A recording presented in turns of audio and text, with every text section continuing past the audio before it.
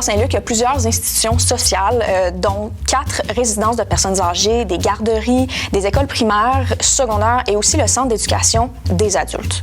Je rencontre maintenant Patrick Jalbert. Patrick, tu es intervenant au maintien scolaire au centre d'éducation des adultes des Sommets à Magog.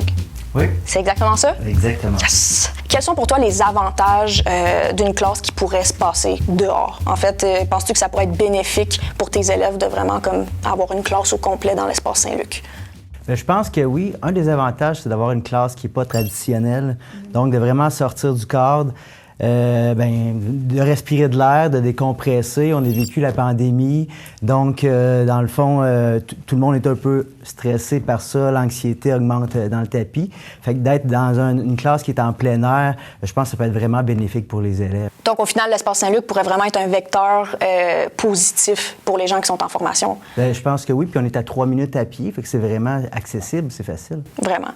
Le site de l'espace Saint-Luc est vraiment créé pour qu'on l'utilise de toutes ces façons. Puis comment tu penses que les écoles autour pourraient vraiment s'approprier le site puis vraiment en profiter à 100%? Mais je pense que l'espace Saint-Luc doit se faire connaître. Fait que je pense que ça doit partir un peu aussi de l'espace Saint-Luc puis de dire qu'est-ce qui est possible de faire, pourquoi on est là.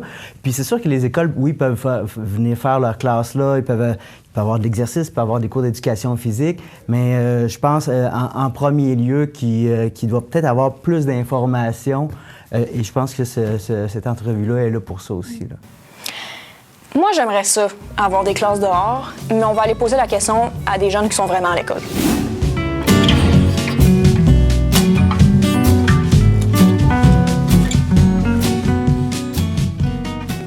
Vous, est-ce que ça vous intéresserait de faire des cours d'école comme à l'extérieur?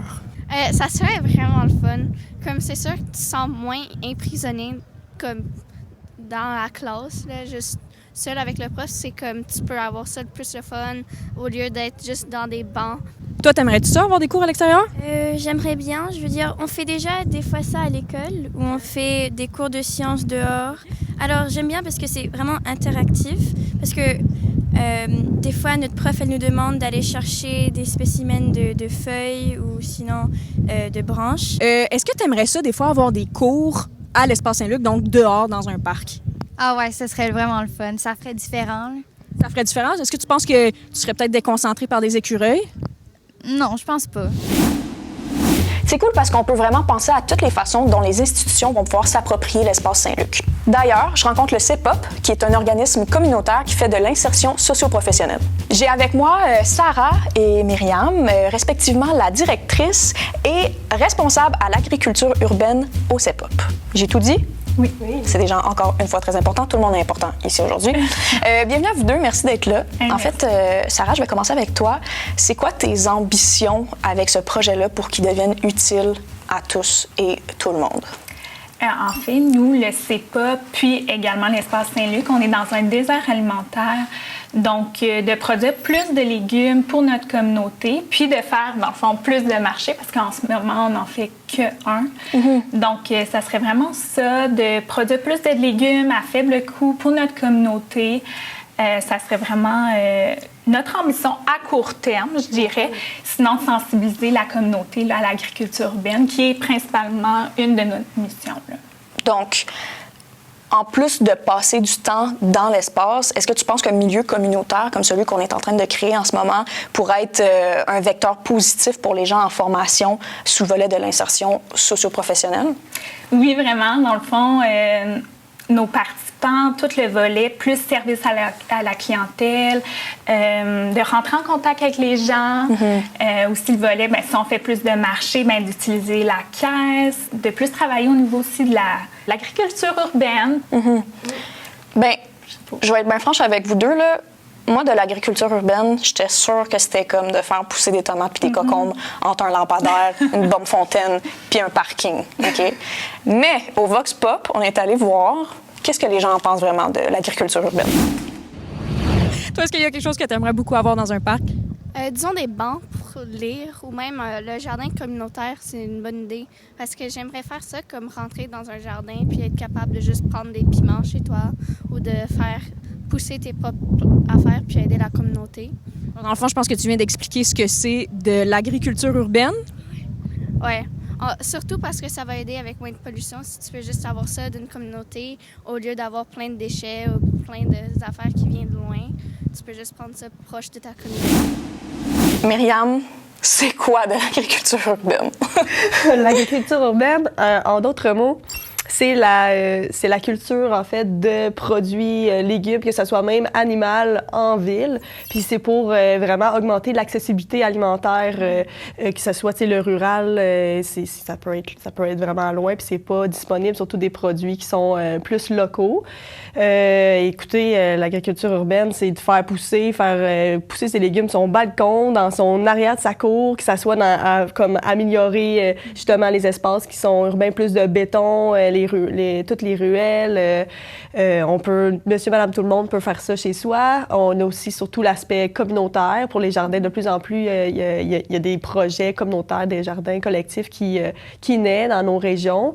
Puis, ça peut être aussi au niveau commercial. On parle, par exemple, la ferme Loufa à Montréal qui exploite sur les buildings, dans le fond, sur les toits en serre. Fait que ça, c'est une forme d'agriculture urbaine. Puis c'est beaucoup pour réunir la collectivité, augmenter tout le niveau justement, le rapport autant intergénérationnel, les liens sociaux. Avec la pandémie qu'on a connue, c'est quand même quelque chose qui est en demande de plus en plus, là. Bien, c'est ça, tu dirais-tu que ça devient à la mode? Tu sais, ça touche qui, puis ça pourrait toucher qui, l'agriculture urbaine? Finalement, on aimerait que tout le monde en fasse, mais... On aimerait ça. Moi, je crois que c'est pas l'agriculture urbaine, ça vient pas à la mode, c'est surtout une révolution alimentaire. Tout le système alimentaire doit être revisité, surtout avec tous les changements climatiques, qu'est-ce qu'on a vécu dans les dernières années avec la pandémie et tout. Je pense que les gens ont été beaucoup sensibilisés à tout ce qui est le rapport de l'alimentation, de plus de proximité, à encourager les agriculteurs locaux.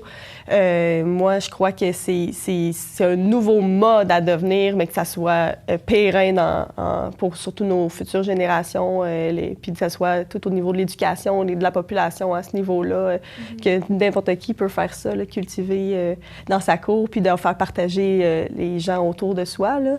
C'est pas une mode, mais c'est une nouvelle révolution, je crois, une nouvelle conscientisation sociale. Et à l'Espace Saint-Luc, en fait, comment vous avez prévu aménager toute l'agriculture urbaine sur le site? Sur le site, il va y avoir en fait une pensée de faire de la culture en bac, puis il va y avoir un espace alloué au CEPA pour de la production pour justement nos groupes en réinsertion. Fait qu'il va y avoir 94 bacs qui vont être aménagés autant pour les fleurs pollinisateurs et pour des aliments, des légumes. Fait que dans le fond, il va y avoir 4 autres bacs qui vont être aménagés pour la collectivité. Dans le fond, que les gens ils vont pouvoir s'y approvisionner en légumes. Puis en même temps, il va y avoir des petites affiches promotionnelles pour promouvoir l'agriculture urbaine et les sensibiliser à ça. Alors, ça va être un bel espace aménagé pour la communauté. Puis le café est prêt.